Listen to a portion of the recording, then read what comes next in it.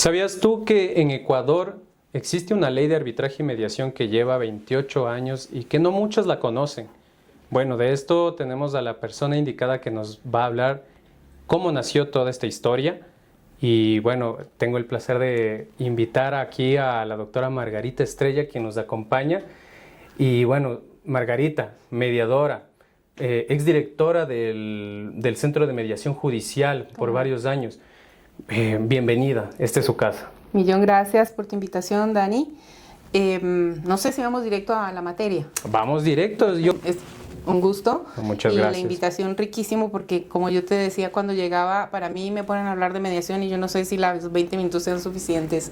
Así que rico estar aquí. Muchas gracias. Con muchísimo gusto, Margarita. Yo quiero preguntar, vamos a entrar a materia. Okay. Después de tal vez estos 13 años por los cuales usted cursó dentro de la dirección de un centro de mediación judicial, ¿cómo fue tomar la mediación desde estos inicios? ¿Cuál fue, digamos, en este caso, lo que más le llamó la atención a usted y cómo lo vivió? Ok, un poco voy a contarte algo que no muchas personas saben. Y es que, ¿qué tal si yo te digo que la mediación existe en este país desde hace más de 80 años? Bueno, sorprendido. Okay, porque tenemos la figura de la mediación en el Código del Trabajo como una figura obligatoria dentro de los conflictos colectivos. Okay. Entonces, antes de irse a huelga, el Código del Trabajo te dice que tienes que ir primero a una etapa de mediación. Y eso existe desde el Código de 1938, que es algo que muy pocas personas saben. Y efectivamente es ahí, en ese ámbito, donde yo comencé a hacer mediación como abogada en el ámbito laboral. Yo trabajaba para una organización, una federación de organizaciones sindicales, pro trabajador obviamente, y ahí hacíamos justamente las negociaciones de contrataciones colectivas en el ámbito de la mediación en el Ministerio de Trabajo. Entonces ahí empecé a enamorarme de la mediación y fueron años después en los que sí, ya entré al Centro de Mediación de la Función Judicial. Bueno, nos ha dado un resumen del recorrido, pero sin embargo, los primeros años de la mediación, ¿cómo fueron en el Ecuador? Voy a partir desde 1997 de la ley, para no irme tan atrás. Hubo muchos proyectos y particularmente uno de acceso a la justicia dentro de la función judicial. Y cuando yo me incorporé a la función judicial gracias a un concurso que se realizó de manera internacional con el Banco Mundial, yo gané este concurso y entré como directora del Centro de Mediación. Para esto el Centro de Mediación llevaba funcionando como que unos 6 meses. En el año 2001 se firmó la primera acta de mediación y nosotros todavía no teníamos un registro para poder trabajar. Entonces como que la gente te decía, ¿y eso con qué se come? Claro. ¿Y esto cómo se hace? Entonces nosotros teníamos que hacer antesala de las autoridades para explicarles esto funciona así, estas son sus bondades, podemos lograr eso, podemos lograr lo otro. Y es como que teníamos que explicarle inclusive a nuestras autoridades cómo fluía el tema y que necesitábamos el soporte de rigor. Y es recién en el 2005 en el que nosotros logramos ya un registro propio como centro de mediación.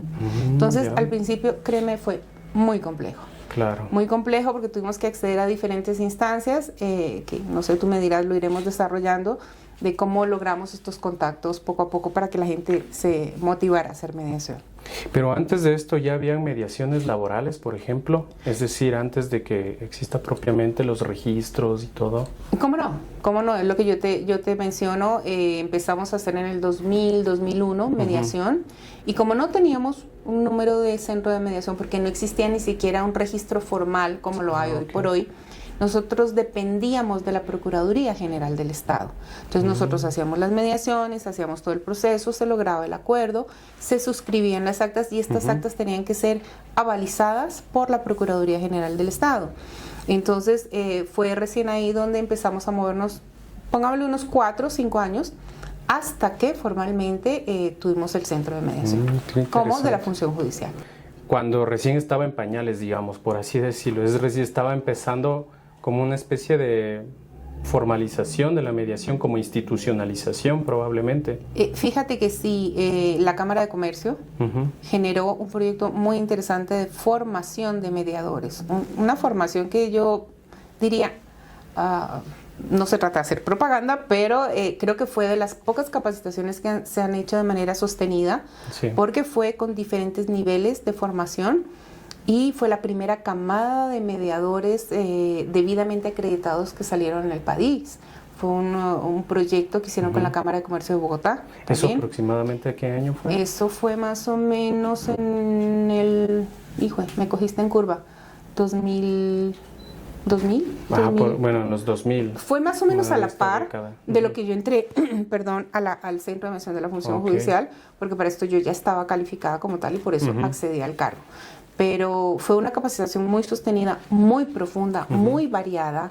Hoy por hoy, desafortunadamente, se hacen cursos muy cortos, poco profundos, y tenemos un montón de mediadores, pero obviamente el tema del conocimiento, de la experticia, ciertamente como en cualquier área es muy importante. Bueno, puedo recoger de esto de que entonces la formación del mediador ha cambiado en estos años, sustancialmente. A ver, los centros de mediación, justamente lo comentábamos el día de hoy con alguien, hablábamos de que para poder hacer capacitación en mediación, estas entidades tienen que estar autorizadas por el Consejo de la Judicatura. Desafortunadamente el Consejo de la Judicatura no puede entrar a verificar calidad, contenidos, malla curricular, capacitadores.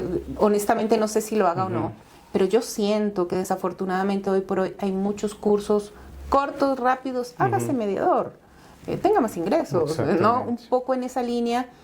Y la capacitación tampoco te hace mediador, porque no todo el mundo tiene las aptitudes para hacerlo. Tú puedes tener una formación completa con todos los cursos, puedes tener 10 sobre 10.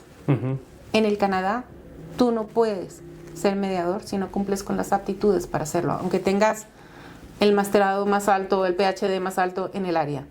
Entonces, sí tiene que ver con tu predisposición para ayudar al otro, tu sensibilidad para leer entre líneas, el leer estas emociones, el bajar el tono de las personas, el bajar el tono de los abogados, el entender que no todo es legal, que el asunto va más allá de las relaciones entre las personas. Entonces, sí, en lo personal a mí sí me preocupó un poquito el tema de las formaciones como Flash. No, doctora, lo que me dice me llama mucho la atención porque ¿qué queda para los usuarios de la mediación finalmente? Y qué experiencias se llevan también de la mediación.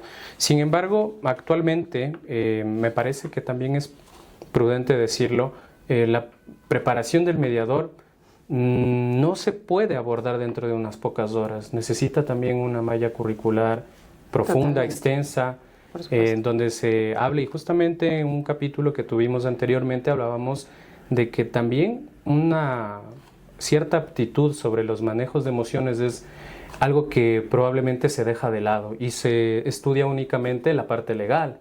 Bueno, ya vemos que no únicamente debe ser así. Totalmente.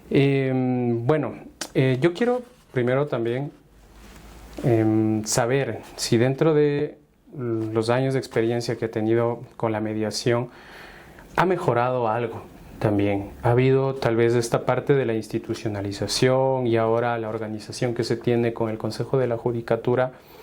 Es algo bueno para el país y para la administración de justicia, porque finalmente creo que termina en eso, ¿verdad? Absolutamente, yo creo que hay que hablar de momentos, ¿no? Yo te contaba como algo sui generis el hecho de que la figura como tal tiene tantos años. Así es. Más de 80 años, 80. Ya casi pisando los 90. La ley de arbitraje y mediación tiene 28. Pero a partir del año 2013-14 se hace como una reestructuración de la forma de manejar la mediación en el país. Y entonces empiezan a aparecer un montón de centros de mediación. Hoy por hoy tienes más de 180 centros de mediación y estos a su vez tienen como que filiales, como que oficinas. Entonces tienes mediación por todos lados. Así ¿Ok? es. ¿Qué es lo bueno de todo esto? Sí, evidentemente ha cambiado muchísimo el hecho de que tú puedes hablar con las personas y ya saben de lo que se trata, ya lo mastican, ya lo entienden, ya lo tienes como parte de las mallas de las universidades. Los estudiantes de Derecho ya tienen otra visión de no solamente es algo a sacarle la mugre a la contraparte hasta las últimas consecuencias, como decíamos cuando nos graduábamos, para solo litigar, sino que ahora la posición de los profesionales, particularmente del derecho, y por qué no decirlo de otras áreas, es ok, si tengo otra opción diferente de irme a rasgar las vestiduras en tribunales. Así es. Y si hay de tengo otra opción, si me voy a ver la posibilidad de sentarnos a hablar, si está en la mente de las personas esta otra forma de ser que hasta ahora se lo ha conocido como un mecanismo alternativo de solución de conflictos. Los mediadores que tenemos ya algún tiempo hablamos de que no. Esto no debería ser un mecanismo alternativo de solución de conflictos. Esta debería ser la constante. Sí. Lo diferente, lo alternativo debería ser, bueno, ya no pude llegar a un acuerdo directamente, ahora sí voy a litigar, ahora sí voy a demandar.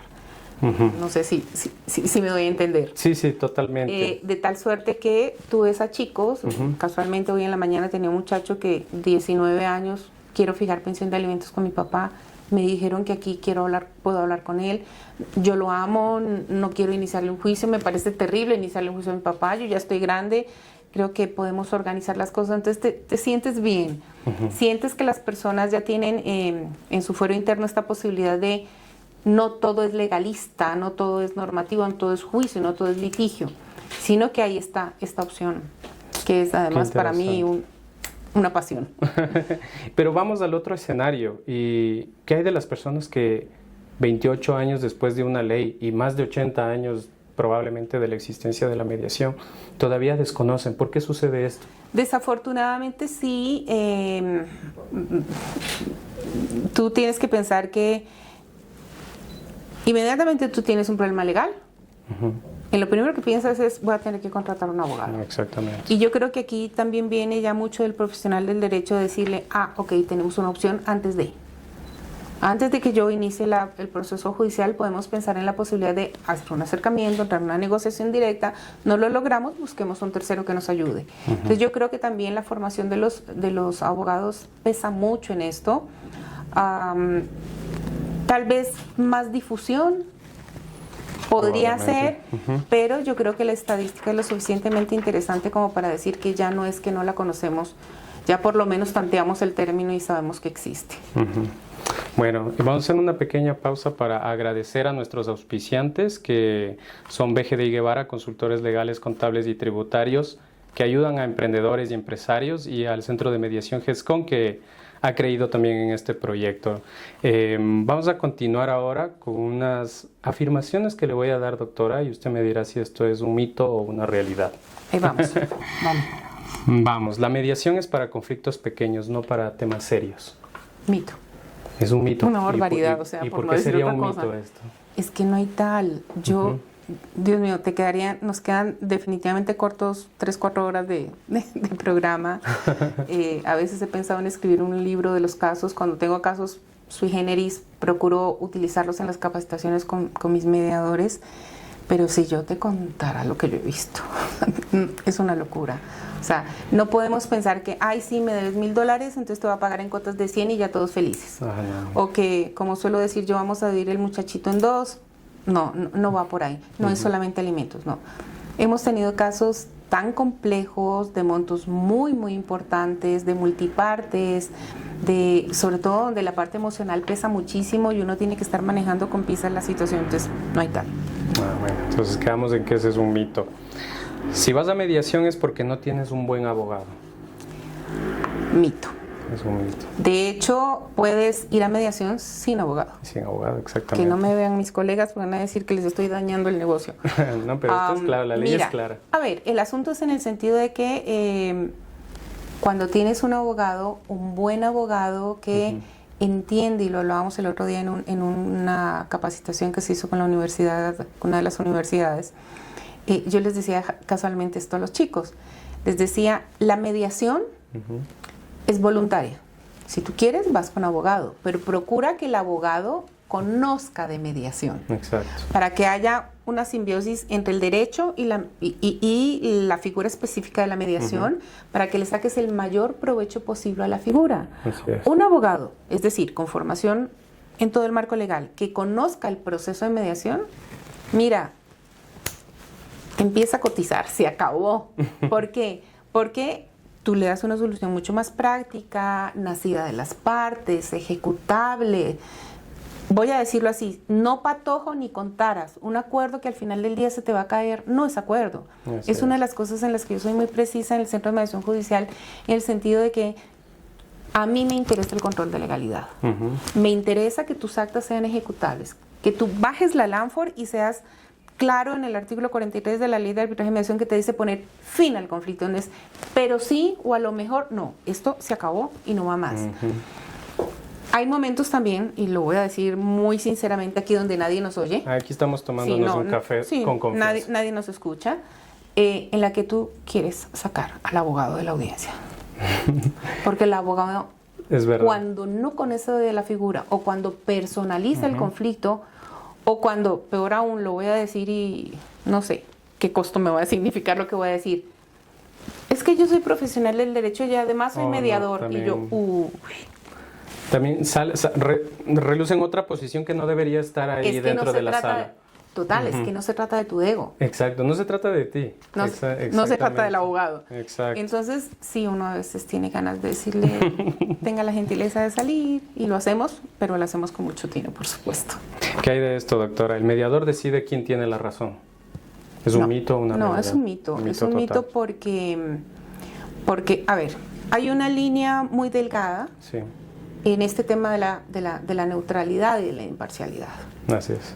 Y claro, nosotros tenemos una procesión por dentro, pero claro, y tú de entrada ya medio lees y esto va por aquí, por acá, y en los primeros minutos tú ya leíste entre líneas, lo viste cómo entró, con quién entró, cómo se sentó y cómo se dirigió a ti. Tú ya sabes más o menos. Es imposible llegar como en blanco, total, por así decirlo. Y ya más o menos sabes por dónde van las cosas. Como yo digo, el secreto está en que tú lo mantengas en tu fuero interno y que las personas no lo viabilicen. Habrá abogados que no se sientan cómodos con tu papel, habrá abogados que te digan, por fin esto se solucionó, pero lo que sí hay que estar absolutamente claros es que la maravilla de la mediación es que son las partes las que construyen el acuerdo. El problema está en que desafortunadamente puede haber mediadores que sí abusen de su posición. Bueno, claro. Porque hay de todo en la viña del Señor. Así es. Como en todas las profesiones habrá personas buenas, personas malas. Bueno, eso creo que es parte del camino. Total. Vamos con esta. La mediación siempre es más rápida y barata que un juicio. Absolutamente. Es Absolutamente. Estamos hablando de procesos que mínimo 2, 3 años, otros 10, 15, 20 años. Así que, y los costos definitivamente... Un juicio no se compadece. Bueno, están los mitos ya desmentidos y las realidades confirmadas. Ahora vamos a un pequeño consultorio, porque normalmente en redes sociales pues nos mandan algunas preguntitas con relación a la invitada, que también pregunta sobre el tema. Bueno, la primera nos dice, ¿puedo ir a mediación si ya presenté una demanda en la unidad judicial? Puedes. Siempre hay un momento para regresar a mediación, no solamente una. Sí. Tú puedes ir a mediación y resulta que no llegaste al acuerdo, seguiste el juicio y no voy a regresar. Puedes. Inclusive, generalmente se dice antes de dictar sentencia, inclusive dictada la sentencia. Porque vamos a suponer que a ti te mandan el juez te dispone que pagues $50,000. Y no, pero no tengo con qué, entonces llegamos a una forma de pago. No es que vas a cambiar la sentencia está ejecutoriada de última instancia, pero las formas también se pueden manejar. Así que siempre hay la opción, recordemos sí, que puedes tener el juicio, ir de manera directa a mediación, o puedes solicitarle al juez que derive a mediación. Ok, muy bien, interesante. ¿Qué pasa si la otra parte no quiere ir a mediación? ¿O me pueden obligar a ir a mediación? Una de las bondades que tiene la figura de la mediación en el Ecuador es que es voluntaria, porque en otros países no es así. Hay lo que se denomina el requisito de procedibilidad, es decir, si tú no vas primero a mediación, no puedes demandar, que es lo que sucede un poco en el arbitraje con las cláusulas compromisorias. Si te dicen tienes que ir primero a mediación, sí o sí tienes que ir a mediación, o si no, no puedes demandar. Pero recordemos que hay la voluntariedad, no me pueden obligar. Entonces, cuando es prerequisito para demandar, haces en el sentido de yo cumplo con llamar a mediación. Una cosa, mencionábamos eso, una cosa es invitar a mediación, otra cosa es obligarte a llegar al acuerdo. Pero no estoy obligado, definitivamente no. Perfecto. ¿En cuánto tiempo se puede resolver un caso por mediación comparado con un juicio? 1 hora y media. 1 hora y media. Acabo de venir de hacer una audiencia. No voy a ser infidente por principio de confidencialidad respecto a nombres ni nada por el estilo. Se hace una inversión de $8,000. Una señora le entrega a la señora A, le entrega al señor B $8,000 para que lleguen a una inversión. La inversión no se concreta, es fallida y llegamos a un acuerdo de pago de devolución de valores. También hay que tener en cuenta aquí que pesa mucho la buena fe de las partes, ¿no? Así es. En este caso el señor dijo, sí, me fue mal, desafortunadamente no se logró una ganancia, pero vamos a devolver los valores. Esto lo hice en 1 hora y media. Usualmente lo hacemos en 1 hora y media, que es el tiempo que nos toma dar una explicación de lo que es la mediación, entrar en el contexto del conflicto respecto a cuál es la petición, las respuestas de la contraparte, desescalar el conflicto, intentar acuerdos entre las partes, redactar el acta, leerla y firmarla. 1 hora y media. Eso realmente es un... 6 veces al día hago eso. Imagínate cuántos juicios hubiese significado eso. Claro que sí. Y por último, ¿todos los conflictos se pueden mediar? ¿Hay alguno que tal vez no esté permitido? Sin duda siempre va a haber la excepción. De hecho, hay casos muy, muy interesantes en los que no hace falta firmar un acta de mediación. Tú tienes un proceso de desescalamiento, tienes un acercamiento entre las partes, Así es. Se alivianan las cosas, a veces hasta les das una suerte de acompañamiento sin que signifique tener que llegar a firmar un acta. Ahora, respecto a la pregunta en puntual que tú me haces, sí, definitivamente hay cosas que no se pueden, no es que no se puedan mediar, es que no se logran mediar y que ahí sí es preferible que sea una autoridad judicial la que se pronuncie. Así es. Y bueno, hemos llegado a la parte final de este programa. Yo concluyendo, primero que me he quedado sorprendido de que la mediación tenga más de 80 años en el país y creo que queda mucho por contar todavía. El mayor problema no es el mecanismo, me ha llamado mucho la atención de no tomar a la mediación como un mecanismo alternativo como tal. Me parece que eso también ya es parte de nuestra cultura. Y mediar no es rendirse ni tampoco mostrarse débil ante las otras partes, tampoco es necesario, como le hemos dicho, la figura de un abogado. Muchas veces hemos visto que esto podría incluso bloquear el tema de la mediación, el asunto de una resolución. Y quiero agradecerle, doctora Margarita, por traer esta experiencia en esta mesa de Tu Café Legal. Para nosotros es muy, muy importante tenerla aquí y sobre todo que en el corto tiempo que tenemos podamos conocer muchísimo. Le quiero dar gracias y que obviamente los datos de la doctora Margarita van a estar en la descripción de este video. Y a ustedes, a quienes nos miran, también les quiero agradecer por su tiempo. Si es que les ha gustado este capítulo, pueden escribir mediación aquí en el comentario, en la caja de comentarios. Y también compartirlo con alguien que lo necesite. Seguramente pues nos veremos en otro capítulo de Tu Café Legal, en donde hacemos más accesible el derecho. Y bueno, será hasta una próxima, doctora. Muchísimas gracias, Dani, por tu invitación. Ha sido un gusto. En esto aprendemos todos los días, tratamos de mejorar todos los días. Y nada, para mí esto es una forma de vida, así que trato de hacerlo adentro y fuera de la oficina. Perfecto, gracias, doctora. Muchas gracias.